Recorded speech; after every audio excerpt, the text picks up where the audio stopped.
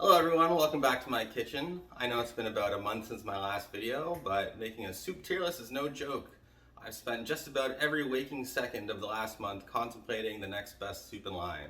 And after heavy consideration, I've decided it's spicy pork bone soup. Now I am going to be taking most of the influence for this soup based on the Korean version, which is called gamjatang, which is a spicy Korean pork bone soup. However, due to what I could find in the supermarkets near me and what I feel like eating today, there are going to be some slight differences. So we're just going to call it spicy pork bone soup today. Now, unsurprisingly, the first ingredient we're going to use is pork bones. These ones happen to be chops with some meat on them, but we're going to be using mostly the bones to make the stock for the soup.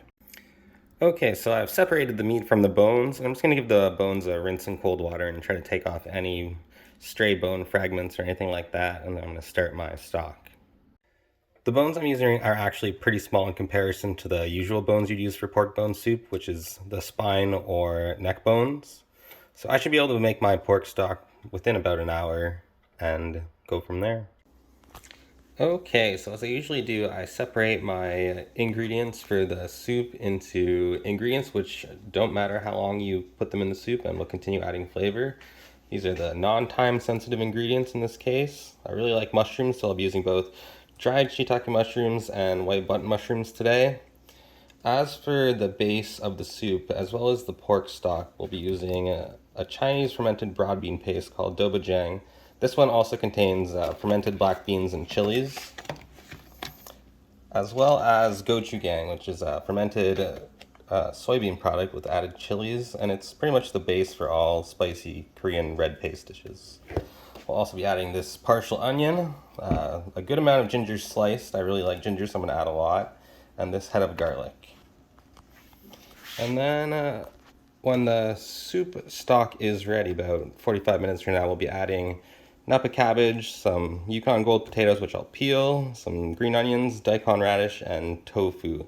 These will all have specific cooking times, but I'll get to that later. And just to give you an idea of how much of those first ingredients I'll be adding this, and I'm trying to make about 4 liters of pork stock. So I'll add this in, and I'll add about 2 tablespoons of each of the pastes, and then I'll revisit it in half an hour. Okay, so the soup's been boiling for about an hour. I've added more water a couple times just to get it back to about 4 liters of quantity that I'm looking for. And now it should be about 45 minutes left until we have a finished soup, and we'll add in our ingredients which need separate cooking times, and hopefully this new video editing effect will work. Let's see. Okay, with approximately 45 minutes left, I'm going to add the potatoes as well as some additional water. I like big chunks of potatoes, and as well I want them to break down a little bit and add starchy consistency to the soup while still maintaining a large potato at the end. Alright, so I tasted the soup stock and it's definitely got enough of both the bean pastes, although the flavor is predominantly spicy, salty, and with a lot of umami flavor. However, I like all my soups balanced, and I have this couple of very sweet cherry tomatoes that my mom conveniently dropped off from her garden. So thanks, Diane. And I'm going to add them because they're going to naturally add acidity as well as sweetness to the soup, which I think will go really well. Just in case anyone was unfamiliar or intimidated by any of these fermented bean products, I'd just like to say that they're all delicious and very commonly used in Asian cooking, and I'd like to make them a little less intimidating as they sound. So the first one is just fermented soybean paste miso. Everyone's familiar, it's delicious. Next is samjang or samjang. It's a Korean product, also made from fermented soybeans, just with the addition of garlic and usually red pepper powder for the color. It's not spicy typically. Unlike the next in line is the gochujang or gochujang. It's also fermented soybeans, but with the addition of hot peppers. It is a little bit spicy, but nothing too extreme. The first one's from Japanese or Japan, whatever. These two are from Korea.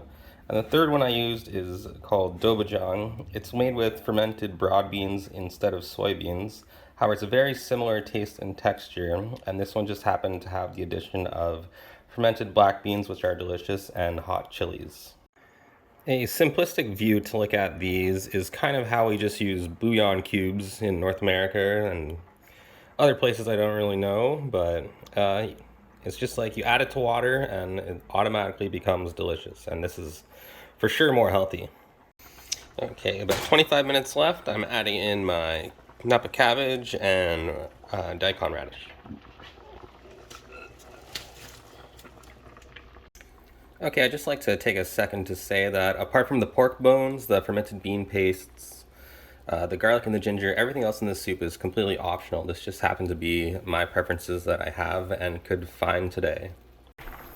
Adding in some big chunks of extra firm tofu, as that's my personal preference for this soup. Just gonna add these large segments of green onions and the soup will be done. Okay, and there you have it, a nice hot bowl of very hearty, spicy pork bone soup. It's good on a cold day, warm day, hot day, honestly, any day. And if you do the timings right, the meat shouldn't be off the bone, but it should fall off pretty easily like this. And yeah, very delicious. Anyways, thanks for watching, and I'll see you on the next video.